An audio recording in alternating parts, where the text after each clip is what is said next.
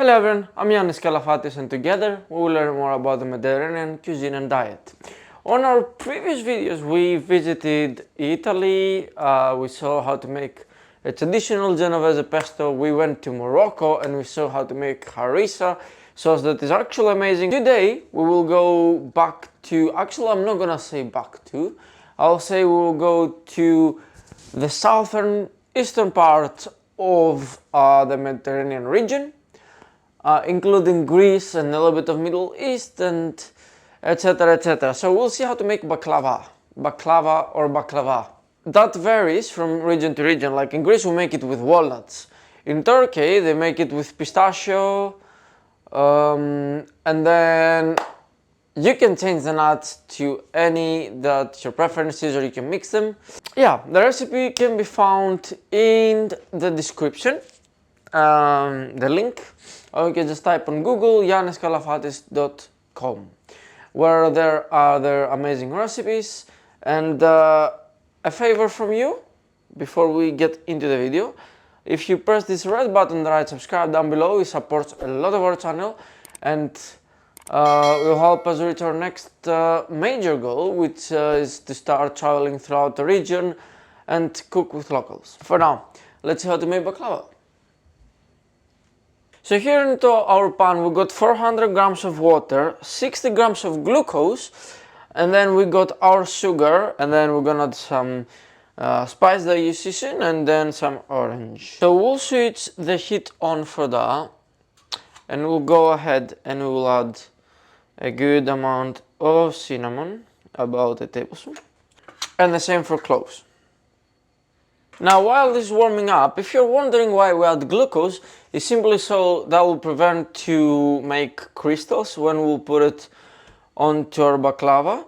The reason we make the syrup first is because we need this to be cold when we'll be pouring it over to our baklava. Or if we have a cold baklava, this will need to be warm. It needs to be the opposite. At the meantime, we'll cut a whole orange into two and a bit smaller pieces, so that will affect more the flavor. And that, as it is, it will go soon to our syrup. Now we switch back to the pot and we will start adding the sugar. Okay, we'll whisk for the sugar to be dissolved and the spices. I mean, not the spices, the glucose, sorry. Mix well. This is our mix, so we will go with our orange. And now we'll bring it to a boil. Whilst waiting for our syrup to boil, one tip I'll give you is, whilst you see how we have all the ingredients prepared on the bench before we start the recipe, it's very important to make an exception and keep the phyllo seeds into the fridge, because you want them as cold as possible, otherwise it will be breaking down. And I've got one pack fresh and one defrosted. So you will see both. So the defrosted, you're probably gonna use it for the bottom, as we're gonna probably break it down. Now our syrup has came to a boil, so we're just gonna put it on the side and kind of forget about it until it cools down. Now we will get a blender and we will add 400 grams of walnuts. Now we will add a tablespoon of cinnamon powder and a teaspoon of clove powder. We will blitz until we have small rough pieces. You don't want it into powder, you need to go carefully and slowly. All walnuts are ready, so we're gonna transfer them into a bowl and leave them for the moment being. We're gonna switch our oven into fan, and we'll go on to 150 degrees to warm it up. Also, we can put 400 grams of butter, either melted on the pot or on a microwave, into clean film and to medium heat, slowly, and keep an eye on it so it doesn't explode, and leave that to be ready melted. Alright, and we'll get our tray here. We've got our walnuts, we've got our butter. Now we will remove the phyllo from the fridge. And this is the one that I have defrosted. I'll start with this one because it's more high likely it's gonna break and then it's better to have it on the bottom. As you can see, look, it kinda sticks together and it breaks apart a little bit. That's the way that you defrost it as well, but yeah. So what we're gonna do is we're gonna get our brush and we're gonna butter all of our tray. We will make sure we get everywhere and be quite generous with it, like so. Get the corners, and then we're gonna brush here the corners. If someone asks, don't worry, it's not like souffle, you don't need to brush upwards, it doesn't matter at all here.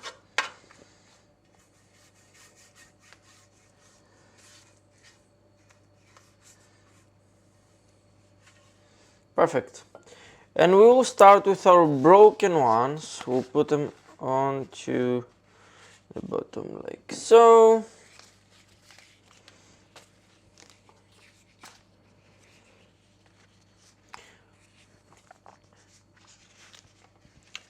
Now the reason I'm doing it is I want to show you, because some of you might have it frozen, and sometimes if it defrosts, if it has frozen fast enough and it defrosts in the proper way, you might be fine. But I wanted to show you that if it breaks down, that's something that you can do. So put them on the bottom like so. And now we're gonna, so that's another trick that we have seen before on the pitas, the pies that we made before. If you haven't seen them, we have made the pumpkin, spinach, beautiful technique pies. You can find them on our channel, so make sure you have a look. And you will see all the secrets into that. It's the same process. So between each layer we wanna dust butter, like so. And if you have the big leaves, you are fine. I've got, even if it wouldn't break, that will be the size anyway. So still gonna put it there. We might need a bit more than you normally would need, like so. You need a little bit to go out of the tray, that's so we can fold it in the end. And now we will start. So first we're gonna sprinkle butter a little bit on the bottom, and now we'll get a good handful and we'll spread walnuts all over our tray. Probably more than a handful, like so. Break the big lumps. And now we will add a bit of butter again, like so. And now we will go with, if you have the big leaves again, it will be one seed for us, or for me it will be two.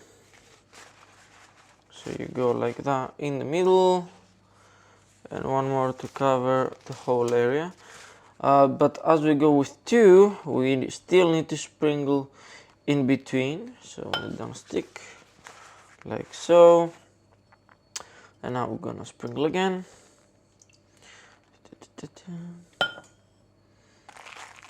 And basically this is the process we will repeat from now on until we finish all of them. Make sure you keep 3 phyllo seeds for the end. And here we are on the top layer. I have added still the broken ones, all that is from the frozen, but I want you to see the difference with the fresh one. Look how smooth, and it's not breaking down at all. So we're gonna add here in the middle, and we're gonna sprinkle a little bit like so. And what we're gonna do is we're gonna actually do some shapes like so, and then we're gonna sprinkle here as well. We did on our pita and it looked phenomenal, so we can do that here as well.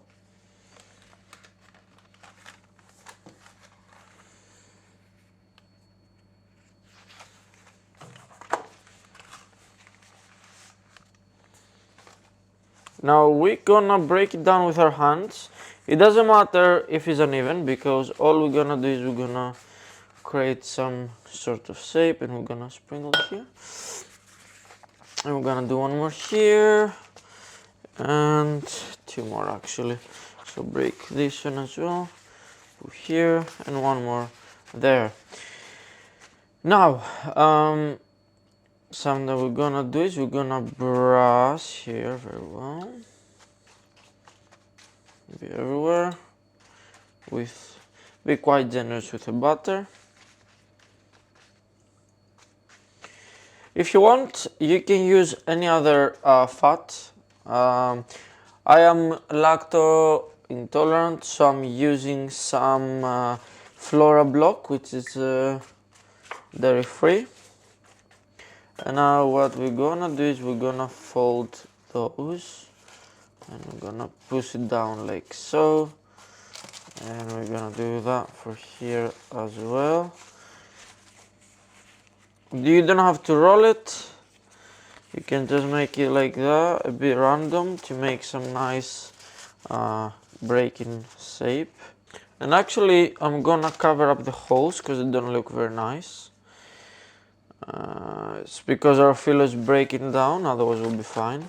So this big piece I'm gonna break it into 4, and then I'm gonna add one here, a little bit like that, one like here, just the corners to be honest. And then we'll go in the middle, do a bit there, and a little bit here. And then again we're gonna brush everywhere, and we'll pour the rest of our butter a little bit everywhere. And now an important step is we're gonna put our baklava as it is, uncovered, in the fridge for 10 minutes. That will help us cut it and then put it in the oven. So see you in 10.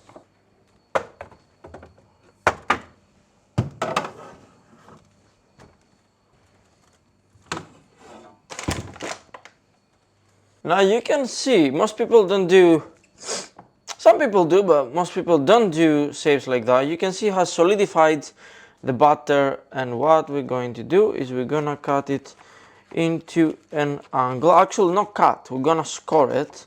We don't wanna damage our tray. And now you can select what sizes you want your pieces to be. We'll start first this side. Try not to ruin our beautiful design if you follow and do the same. And then we'll go this way like an X. I strongly recommend you use a serrated knife.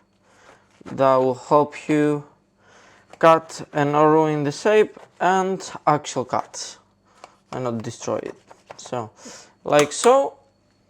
This is our baklava, and now we will go into the oven for about 2 hours to 2.5 until it's a golden dark brown color.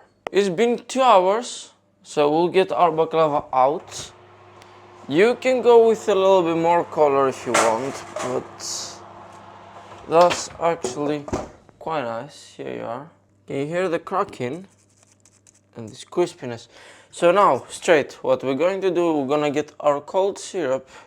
A sieve, if you wanna you can pass it through another bowl, and you're gonna go everywhere.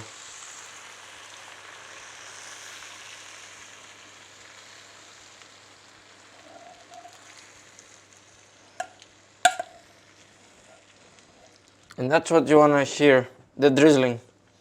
So then you're gonna shake it a bit, so it goes everywhere gently. And then we will leave it like that to cool down completely, and then we will be able to cut and eat. Alright, that was the quickest way possible ever to make baklava. You don't have to open a filo anymore, you don't have to do much, you get it ready, boom. It's very simple if you follow our steps. Recipe can be found down below in the description for the link, or you can just type Yannis Kalafatis.com and have a look on our other recipes. As we said, the technique is very similar to the pitas or the pies that we have done. Got pumpkin and spinach, you can go have a look. Very important, press this red button on the right, subscribe and join our family, and you also support us. With that being said, thanks you very much for watching, and have a beautiful day.